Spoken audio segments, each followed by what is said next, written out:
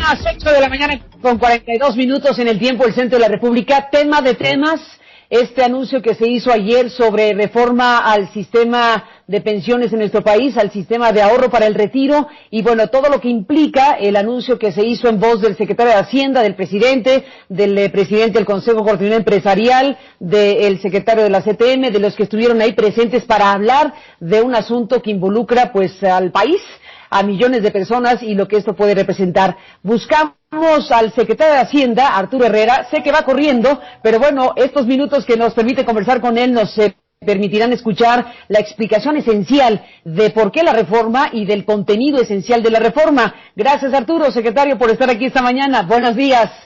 Buenos días, Carmen. Gracias por la invitación. Al contrario, bueno, venimos de dónde para proponer qué. Me gustaría una explicación básica. Mira, yo creo que los sistemas de pensiones del país se han venido transformando desde 1944, cuando se creó el IMSS, y en ese momento la realidad del país era otra. La esperanza de vida era entre 60 y 65 años, así es que se pensaba que la gente, una vez que se jubilara, en realidad no íbamos a vivir mucho, y entonces había que pagar por unos cuantos años. En ese momento, por cada pensionado había tal vez 4 o 5 trabajadores activos, así es que la pensión de la generación anterior la pagaba la generación nueva. Cuando esta transición demográfica cambió y ahora, por ejemplo, la tasa de natalidad del país es casi cercana al 1%, entonces este sistema se volvió inviable porque pues casi cada uno de nosotros tendría que estar pagando la pensión de una persona de la generación anterior, y se pensó que tenía que haber este sistema de cuentas individualizadas, y en el momento en que se hizo la reforma, una de las líneas de cuenta fue que al ser el dinero de cada uno de los trabajadores, pues iba a tener una pensión al 100% de su salario.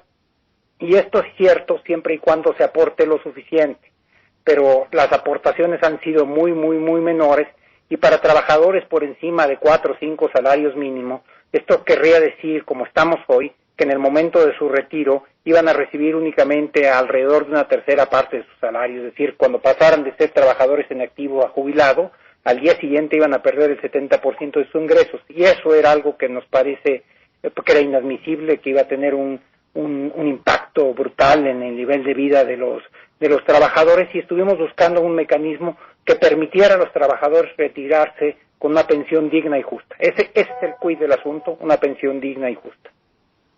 ¿En qué consiste esta reforma? ¿Qué están planteando para enfrentar este panorama? Hay 2 elementos asociados a ella. El primero es que se necesita que haya más recursos para que el fondo de pensiones de los trabajadores sea suficiente para poderlos proveer a ellos de una pensión adecuada a lo largo de su retiro, y estamos planteando un incremento paulatino de alrededor del 6%, que es el total, un poco más, del 6%, casi el 7% de aportaciones a su salario mensual, a un nivel que va a llegar a un poco más del doble, del 13.875.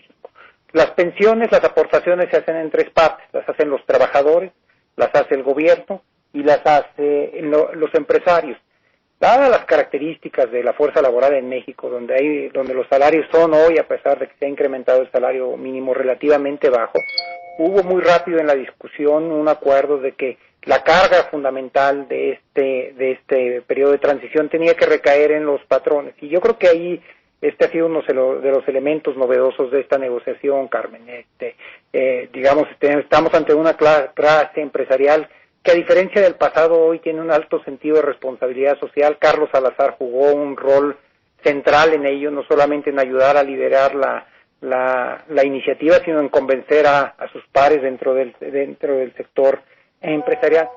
Pero esto facilitó también el tránsito al que llegábamos a un acuerdo, porque aunque el objetivo final de esto es que los beneficiarios sean los trabajadores, esta reforma no necesita que ellos le pongan más. Que esto ha sido lo que ha parado este tipo de reformas tradicionalmente en el pasado, cuando se les dice o que se tienen que retirar después o que necesitan contribuir más, y eso las descarrila. Nosotros con esto estamos logrando la reforma más ambiciosa posible que pudiéramos pasar. ¿Qué pasa con el sector informal? Al final de cuentas está la estructura económica que tenemos tal cual, secretario. Esto que están anunciando, funcionará para aquellos que tienen un trabajo formal. ¿Qué pasa con el resto de la población? Bueno, para la parte más grande de los que tienen trabajo formal, hay otros regímenes también. Está el del propio ISSSTE, el de las Fuerzas Armadas, el de Pemex, el de CFE, el de los trabajadores del Seguro Social. Entonces, y también el sector muy amplio del sector informal. Lo que nosotros decidimos hacer como estrategia es atacar el sector más grande del sector formal, para lograr un cambio que después pensamos nos va a permitir seguir construyendo hacia los otros. El propio presidente de la República hizo una referencia hoy en la mañana diciendo que claramente a partir de esto tendría que haber un proceso de negociación con los trabajadores del ISSSTE para lograr homologar sus condiciones con las que van a ser las de los trabajadores del IMSS. Hoy el ISSSTE tiene mejores condiciones que de los trabajadores asegurados al IMSS, pero después de esta reforma van a quedarse un poquito cortos. Entonces, nosotros como estamos pensando esto es como una serie, como una gran reforma que inicia un proceso para repensar las condiciones de los trabajadores mexicanos y en algún momento tendremos que ver esa. Una de las características muy importantes de esta es que tiene un costo neutral en el gobierno, un costo que no es menor, Carmen. Nosotros pagamos alrededor de 320,000 millones de pesos al IMSS para cerrar las brechas que hay entre lo recaudado y las pensiones que se requieren por año. Pagamos 129,000 millones de pesos al año para pensiones a través del mecanismo de la pensión para el adulto mayor, que ahí están también los del sector informal, y no nada más los del sector informal, Carmen, sino también los que nunca trabajaron. Hay una parte importante de la población, fundamentalmente de la población femenina. En México tiene una tasa de participación femenina en el mercado laboral muy baja, que se ven beneficiados a través del programa de adultos mayores. Pero lo que vemos esto es como una iniciativa que inaugura una discusión más seria y profunda sobre cuáles son las condiciones de los trabajadores en México. Sin duda. Bueno, ahora están los detalles del asunto. Sé que se explicó muy ampliamente, pero vale la pena reiterarlo. ¿Quién va a aportar qué? La mayor parte del asunto recae en el ámbito patronal. Los trabajadores mantendrán idéntica su aportación. ¿Cuál es el esquema? Sí, tal cual lo dijiste, pero hay una diferencia. Nosotros estábamos aportando un monto relativamente importante que iba a dar hasta los trabajadores de 15 salarios. El mismo volumen de lo que estábamos nosotros aportando, ahora lo vamos a concentrar en los trabajadores que tienen menos de 5 salarios mínimos. Y la idea es a proteger a los trabajadores que tienen menores ingresos, que les resulte relativamente más barato al empresario contratarlos para que nunca haya un incentivo a despedirlos por el costo de la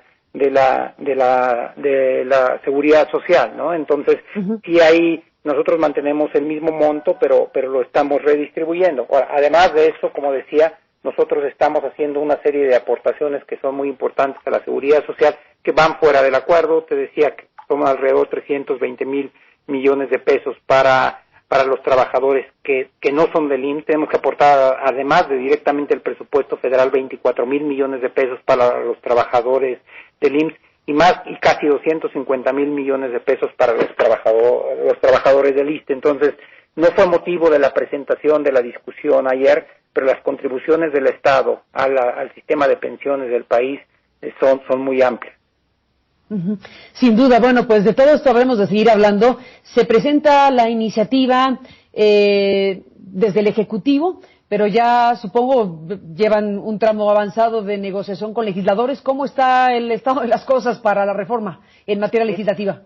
Mira, bueno, yo creo que una de las partes y de las señales más importantes del mensaje que se dio ayer es que estaban todos los involucrados presentes, y los involucrados principales que eran el sector empresarial, los trabajadores y el Estado.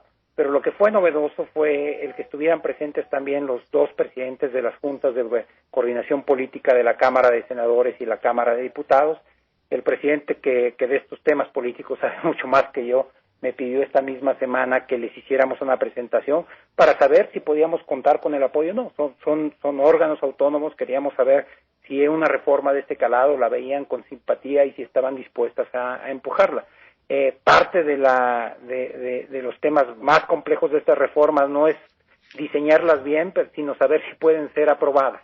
Y fueron extraordinariamente bien recibidas, y los discursos que dieron ayer Ricardo Monreal y Mario Delgado así lo apuntan. Me parece que es una reforma que, si bien puede tener puede ser motivo de un debate intenso, y debe tener un debate intenso porque hay pocas cosas tan importantes en el país. Mira, Carmen, de acuerdo al INEGI, la familia mexicana tiene un promedio de 4 miembros. Hay 20 millones de personas aseguradas en el IMSS. Esto quiere decir que de esos asegurados hay alrededor de 80 millones de personas. Más de la mitad de los mexicanos depende de una u otra forma del sistema del IMSS. No es un tema menor, es un tema de gran calado, y por eso esperamos que tenga un debate intenso que seguramente enriquecerá la propuesta.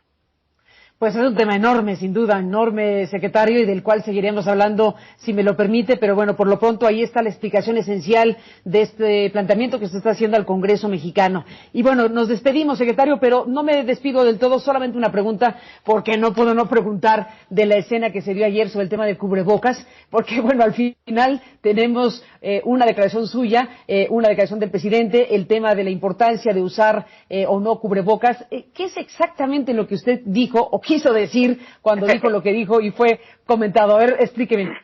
No, lo que yo creo y de lo que estoy convencido es que si nosotros queremos tener una reapertura exitosa de la economía, tenemos que modificar las condiciones en las que los diversos sectores económicos operan. Es decir, no vamos a regresar a como estábamos en enero o febrero.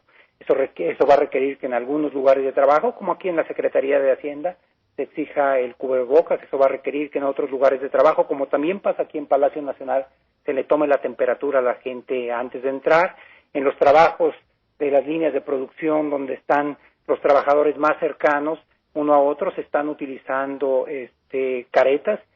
En los hospitales, y yo tuve que ir a dar un par de veces a los hospitales en los últimos 2 meses, pues todas las medidas de protección son muchísimo más estrechas, pero pueden ser desde cosas tan claras como esa, Carmen, hasta como se está dando en el fútbol, donde se regresa a esa que es una profesión, con los estadios vacíos. Es decir, lo que yo estoy tratando lo que estaba tratando de señalar, y el cubrebocas a mí me sigue pareciendo que es un buen mecanismo y un símbolo de lo que estoy tratando de decir, es que todos los sectores se van a tener que reajustar si queremos tener un relanzamiento de la economía exitoso. Lo que no nos podemos permitir es lo que ha pasado en algunos lugares, donde se hace una apertura indiscriminada sin tener medidas sanitarias correctas. Hay un rebrote del virus, y entonces se tiene que cerrar la economía. Por eso mantiene la idea o la asociación del tema del cubrebocas a la reactivación económica, por esta razón. Sí, del cubrebocas y de cualquiera que sea la medida adecuada, ¿no? En algunos lugares, en algunas líneas de producción nos están dejando 2 metros, 2 metros y medio entre los trabajadores.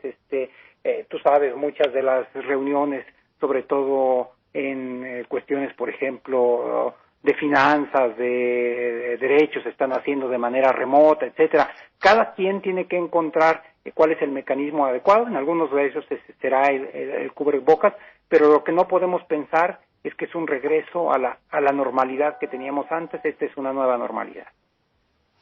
Esta es una nueva normalidad, y bueno, pues de todo esto estaremos hablando muy ampliamente. Por lo pronto destacamos la importancia de la reforma que se plantea al sistema de pensiones en México, y habremos de seguir conversando. Secretario Arturo Herrera, gracias por tomarme la llamada esta mañana.